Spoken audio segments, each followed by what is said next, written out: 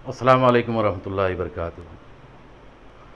दोस्तों, पिछले 3 दिन से दो तीन न्यूज़ चैनल और कुछ मुस्लिम यूट्यूब और जो सेकुलर यूट्यूब चैनल्स हैं उसमें ये ख़बर चल रही है कि मध्य प्रदेश के अंदर मुसलमानों के 16 घर को और 25 दुकानों को एमपी की बीजेपी गवर्नमेंट ने बिना कोर्ट के ऑर्डर के तानाशाही दिखाते हुए, डिक्टेटरशिप दिखाते हुए उनके घरों को तोड़ दिया है। बुलडोज़र से उनके घरों को बर्बाद कर दिया गया, उनकी दुकानों को बर्बाद कर दिया गया है। और बहुत बड़ी मुसलमानों की आबादी बेचैन है, परेशान है। और ये बात अक्सर लोग कर रहे हैं कि हाँ, मुसलमान परेशान हैं, हाँ बेचैन है। कुछ यूट्यूब चैनल पे आते हैं लोग और ऑल फॉल बक के निकल जाते हैं। बीजेपी बैशिंग करते हैं। बीजेपी बैशिंग करने से नहीं कुछ होगा। ना तो आप बीजेपी बैशिंग करने से कुछ हासिल कर सकते हैं, ना ही आपके यूट्यूब पर आ कर के बीजेपी के ख़िलाफ़ कुछ चीज़ों को उजागर करके, महंगाई को और ये वो दिखा के आप कुछ फ़र्क पैदा कर सकते हैं, क्योंकि ऑलरेडी लोगों को पता है, कुछ नया नहीं है। ये वही लोग हैं जिनके रिश्तेदारों की लाशों को गंगा में बहाया गया था, कुत्ते नोच के खाए थे, उसके बावजूद इन्होंने उन्हीं लोगों को वोट दिया है। तो आप इनको जगा नहीं सकते, क्योंकि ये सोए नहीं हैं, ये सोए नहीं हैं। वो इस टर्म्स पे राज़ी हैं कि आप सिर्फ मुसलमानों को गालियां दो और हम आपको वोट देंगे, चाहे आप पेट्रोल को 5,000 लीटर क्यों ना बेचना शुरू कर दो। अपोजिशन से कहीं से कोई आवाज़ नहीं उठती।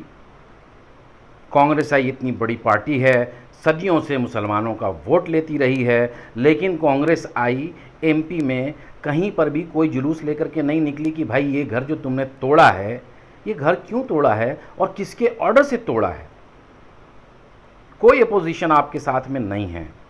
आज इंटेलेक्चुअल जो तबका है मुसलमानों का, जो जर्नलिस्ट हैं बेसिकली, वो ये इन सारी बातों पे बात कर रहे हैं, अपनी बेचैनी दिखा रहे हैं, बट रिज़ल्ट कुछ नहीं है। रिज़ल्ट इसलिए नहीं है क्योंकि उसकी सिर्फ एक वजह है। वजह यह है कि मुसलमानों के पास में कोई थिंक टैंक नहीं है। थिंक टैंक नहीं है। हमारे किसी भी शहर में, किसी भी मोहल्ले में कोई भी ऑर्गेनाइजेशन ऐसी नहीं है जो इस बात पर नज़र रखे कि हमारे साथ क्या हो रहा है और हमारा जो लाया अमल है वो क्या होना चाहिए, हमारा रिएक्शन क्या होना चाहिए। जाहिर सी बात है कि आप सेमी लिटरेट और इलिटरेट लोगों के मोहल्ले में जाते हैं, उनकी मस्जिदों, जो मतलब मुसलमानों का सिर्फ एक ही चीज़ तो बची है मुसलमानों के पास में, हिंदुस्तान के मुसलमानों के पास में सिवाय इस्लामिक आइडेंटिटी के और है क्या। पिछले 70-75 सालों में मुसलमान के पास में, जब से ये देश आज़ाद हुआ तब से हिंदुस्तान के मुसलमानों के पास में सिर्फ एक ही चीज़ है कि हम मुसलमान हैं। और आज सिर्फ आपकी यही आइडेंटिटी आपके लिए सबसे बड़ी मुसीबत बन गई है, क्योंकि आपके पास ना तो कभी कोई थिंक टैंक था, न कभी थिंक टैंक बनाने की आपने कोशिश की। जो चंद लोग खड़े होते हैं इधर उधर से, जो कुछ लोग खड़े होते हैं, उनकी बातों को 10-15 लोग सुनते हैं, उसके बाद फिर वो वही हू हल्ला करने वाले लोगों के बीच में चले जाते हैं। जैसे कि हमारे अभी बहुत सारे मुस्लिम नेता हैं जो अर्ण शंड बकते हैं। हिंदुओं की हिंदुस्तान के अंदर एक बहुत बड़ी आबादी है, बहुत बड़ी आबादी है जो ये चीज़ पसंद नहीं करती। 39-40% लोग ही इनको वोट दे रहे हैं, लेकिन इसी चीज़ को ये बढ़ा रहे हैं, डिक्टेटरशिप दिखा करके बढ़ा रहे हैं, क्योंकि ताकत के आगे तो मतलब हुकूमत तो ताकत से होती है। ये डेमोक्रेसी का लॉलीपॉप जो है ना, वो कुछ मतलब नहीं रखता। कोई कानून वानून तो कुछ भी नहीं है, कानून वानून कुछ भी नहीं है। पिछले 5-7 सालों से ये बात बहुत क्लियर हो चुकी है। बहुत सारे एविडेंस होते हैं, बहुत सारे कानूनी फचड़े होते हैं, जिसमें बहुत साफ पता चलता है कि ये नाइंसाफ़ी हो रही है और होती है। तो ये लोग पंप कर रहे हैं, मुसलमानों को परेशान कर रहे हैं, प्रोवोक कर रहे हैं। अब जब यही सेमी लिटरेट लोग, उनके पास जब कोई रास्ता समझ में नहीं आता, जब आप उनकी मस्जिदों पर चढ़ करके गालियां देते हैं, जब इस्लाम के ख़िलाफ़ बोलना शुरू करते हैं, तो वो लोग जो बहुत ज़्यादा तालीम याफ्ता नहीं हैं, जज्बात में आ जाते हैं और वो इनकी स्ट्रैटेजी को समझ नहीं सकते और वो पत्थर चला देते हैं। और वो मतलब दुनिया की किसी भी अदालत में, दुनिया के किसी भी ऐसे लोगों के बीच में खड़े होकर के अगर बोला जाए कि भाई एक बात सुनो, ईमानदारी से बात करो, जाने दो कानून और जाने दो कोर्ट और जाने दो पुलिस और जाने दो सरकार, जाने दो बीजेपी, जाने दो मुस्लिम, जाने दो हिंदू, सिर्फ इतनी सी बात ईमानदारी से सुनो और बताओ कि अगर तुम्हारे घर के आगे आकर के कोई तुम्हारे मजहब को गालियां दे, कोई तुमको गालियां दे, तो क्या तुम बर्दाश्त कर सकते हो? क्या कभी हिंदुस्तान में किसी मुसलमान की कोई टोली टोपी लगा के, हरा कपड़ा पहन करके किसी हिंदू मोहल्ले में, किसी हिंदू मंदिर के सामने जा करके नाच सकती है? हिंदू बर्दाश्त करेगा? तो उन लड़कों ने पत्थर चला दिया। जाहिर सी बात है, अगर मैं 16-17 साल का रहूं, मैं भी चला दूं। उसकी सज़ा उन्होंने क्या दी? उनके कारोबार को बर्बाद कर दिया, उनकी 25 दुकानों को तोड़ दिया गया। कितनी खतरनाक नाइंसाफ़ी है ये। 16 मकान तोड़ दिए गए। एक आदमी अपनी पूरी, लोग तरसते हैं अपना मकान बनाने के लिए, पता नहीं कितनी जतन करके अपना एक मकान बनाते हैं। 75% मुसलमान किराए के मकान में रहता है। और जिन लोगों ने मकान बनाया अपने खून पसीने की कमाई से, आप ज़रा तसव्वुर करके देखिए कि उनके मकान को उनकी आंखों के सामने बुलडोज़र लगा के तोड़ा जा रहा है और वो बेबसी से खड़े खामोशी से देख रहे हैं। और हिंदुस्तान के तमाम मुसलमान, एक भी कोई सेन वीडियो हमको देखने को नहीं मिला, एक भी कोई रीजनेबल बात सुनने को नहीं मिली। पॉइंट पे जाके कोई बात ही नहीं कर रहा है। बीजेपी एमपी गवर्नमेंट को, उनको इनके मकान को तोड़ के 1 रुपए का फायदा नहीं हुआ, बल्कि उनका 5,000 रुपये का डीजल जलाया उन्होंने। तो उन्होंने मकान क्यों तोड़ा? उन्होंने मकान नहीं तोड़ा है, वो एग्जाम्पल सेट करना चाहते थे। उन्होंने मकान नहीं तोड़ा है, उन्होंने कलेक्टिवली हिंदुस्तान के मुसलमानों के हौसले को तोड़ा है।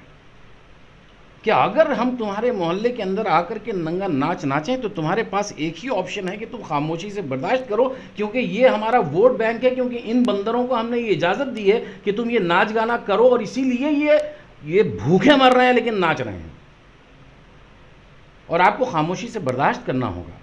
ये चॉइस है मुसलमानों के पास, यही स्ट्रैटेजी है। आप स्ट्रैटेजी का हिस्सा बनना चाहते हैं?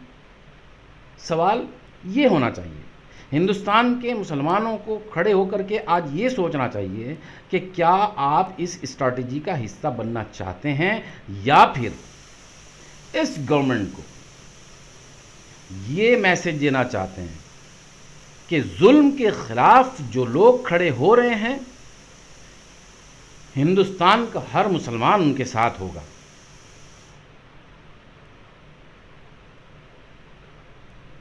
आप उनके हौसले को तोड़ने की कोशिश करेंगे तो हम कोशिश करेंगे कि उनका हौसला न टूटे। गौर से सुनिए, गौर से समझिए कि मैं क्या बोलना चाह रहा हूं। बीजेपी गवर्नमेंट मुसलमानों के घरों को नहीं, बल्कि हिंदुस्तान के मुसलमानों के हौसले के ऊपर बुलडोज़र चला रही है। ऐसी हालत में हम लोग कुछ ख़ास नहीं कर सकते, एक छोटा सा काम कर सकते हैं जो इनको अब बहुत तकलीफ़ पहुंचा सकता है, जो इनको बहुत इनकी स्ट्रैटेजी पर पानी फेर सकता है। हालांकि ये कोई बहुत बड़ा काम नहीं है, और हिंदुस्तान की जो बड़े बड़े सेलिब्रिटी हैं, बड़े बड़े जो शाहरुख खान, आमिर खान, ये सैफ अली ख़ान, ये जो मुसलमानों के जो है ना मुसलमानों के नाम पे गालियां भी सुन रहे हैं, और यही लोग हैं जो अभी कुछ 2002-2005 के आसपास जब भूकंप आया था तो आमिर खान ने पूरे गांव को, गुजरात के गांव को गोद ले लिया था। अभी इन खान लोगों ने कोविड के टाइम पे वो जो मोदी का जो फंड था उस फंड के लिए इन्होंने करोड़ों रुपए दिए। लेकिन इनमें से कोई आगे आकर के ये नहीं कहेगा कि ये जो मुसलमानों के मकान को तोड़ दिया गया, चलो कोई बात नहीं है दोस्त, हम तुम्हारा घर बना के दे देते हैं। कम से कम हम आम मुसलमान, वो मुसलमान जो रोज़ के 1000-2000 रुपये कमाने वाले लोग हैं, पैसे वालों की बात नहीं कर रहे हैं क्योंकि उनके ऊपर बड़ी सख्त नज़र रखी जाती है। कोई सेलिब्रिटी, कोई फ्री नहीं है, बहुत मुश्किल में है लोग, वो तो कुछ नहीं कर सकते।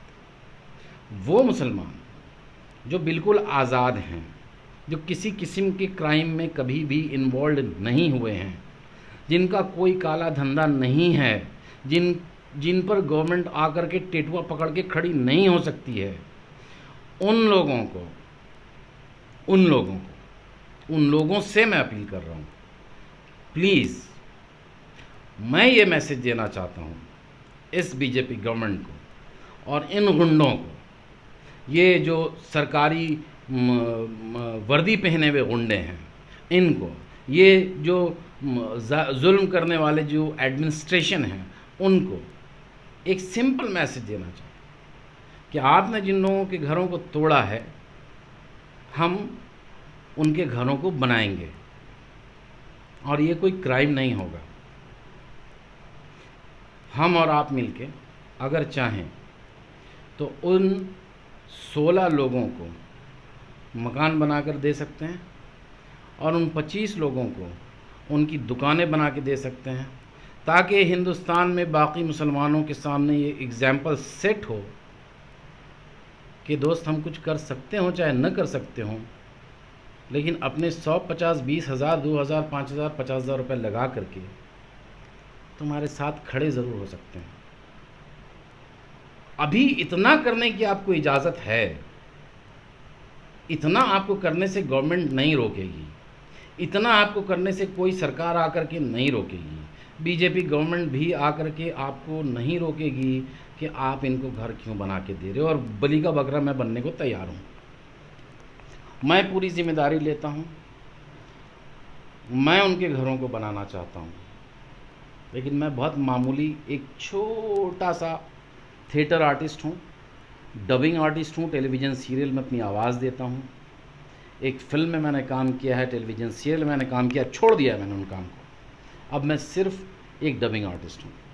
मेरी कमाई इतनी नहीं है कि मैं उनको मकान बना के दे सकता हूँ, लेकिन आप और हम और हर वो आम हिंदुस्तानी, आम मुसलमान जो अरबपति करोड़पति नहीं है, जिसको इस बात की जिसको फ़िक्र है, जिसके दिल में इस बात, ये फोकट का गुस्सा क्यों दिखाना? फिर घर टूट गया और यूट्यूब पे मैसेज कर रहे हैं और फेसबुक पे गालियां बक रहे हैं, आप इससे उनको सपोर्ट कर रहे हैं, आग में तेल डालने का काम कर रहे हैं। प्लीज़ ऐसा मत कीजिए। मेरे पास बहुत सारी प्लानिंग है, मेरी दूसरी प्लानिंग सबसे बड़ी प्लानिंग है वो ये है कि अगले 10 साल तक अपने कान आँख पर पट्टी बांध लो और सिर्फ एक काम करो, एक वक्त के भूखे रहना पड़े तो रहो, लेकिन अपने अपने मोहल्लों में बेहतरीन एजुकेशन का इंतज़ाम तैयार करो। एक भी मुसलमान का बच्चा इलिटरेट न रहे, एक भी मुसलमान का बच्चा जाहिल न रहे। तय कर लो, इस बात तय कर लो, क्योंकि आप अगर साइंटिस्ट बन जाओगे ना, अगर आप IAS IPS बन जाओगे ना, अगर आप एक बहुत बड़े सर्जन बन जाओगे ना, तो आपकी ज़रूरत होगी। प्रॉब्लम ये है कि हमारी ज़रूरत कम हो गई है। अब हम वोट बैंक में नहीं रहे, पहले तो वोट बैंक थे, अब वोट बैंक में नहीं रहे, क्योंकि ये आबादी का डर दिखा करके हिंदुओं ने अपनी आबादी बढ़ा दी है। मुसलमान तो 20 करोड़ ही है, 90 करोड़ 80 करोड़ तो ये हो गए हैं, आबादी इनकी बढ़ती है, बोलते हैं मुसलमान बच्चा पैदा कर रहा है।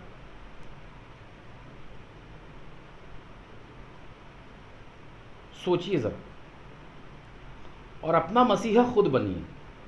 आपकी मदद को कोई नहीं आने वाला। और सबसे बड़ी प्रॉब्लम ये है कि जहाँ तक मेरा अंदाज़ा है, जहाँ तक मैंने देखा है कि मुसलमानों की सबसे बड़ी प्रॉब्लम ये है कि मदद करने वाले तो शायद 2-4 लोग मौजूद हैं, लेकिन ये कौम मदद देने को तैयार नहीं है।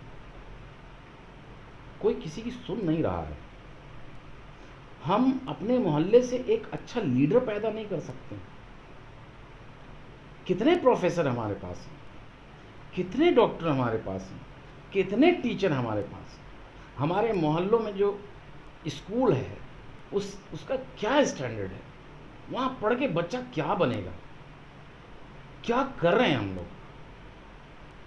बहुत सारी चीज़ें हैं करने के लिए, बहुत सारी चीज़ें हैं करने के लिए। मेरे लिए बहुत मुश्किल हालात हैं, मेरी ज़ाती ज़िंदगी बहुत अच्छी नहीं है, बहुत मुश्किल हालात हैं मेरे लिए, लेकिन इंशाअल्लाह मेरे से बर्दाश्त नहीं होगा।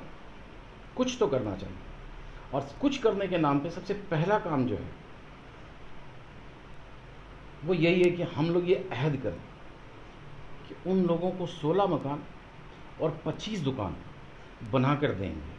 अल्हम्दुलिल्लाह हमारी इतनी तादाद है और हम बहुत सक्षम हैं इस बात की, बना सकते हैं, हम लोग कर सकते हैं। हमारे ट्रस्ट को जो है ना नोच के फेंक दिया गया।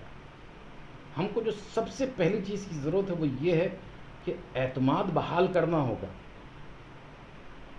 भरोसा बहाल करना होगा, खुद पर भरोसा करना होगा, और अपने दूसरे मुसलमान भाई पर भरोसा करना पड़ेगा, और कोई रास्ता नहीं है अब। प्लीज़, रमज़ान का वक्त है, अभी आपके ऊपर कोई स्पेशल और एक्स्ट्रा बोझ नहीं पड़ने वाला है। आप ज़कात अपनी निकालेंगे। इस बार की ज़कात उस 16 मकान और 25 दुकान बनाने के लिए, बल्कि इस बार की ज़कात मुसलमानों के हौसले को बनाने के लिए।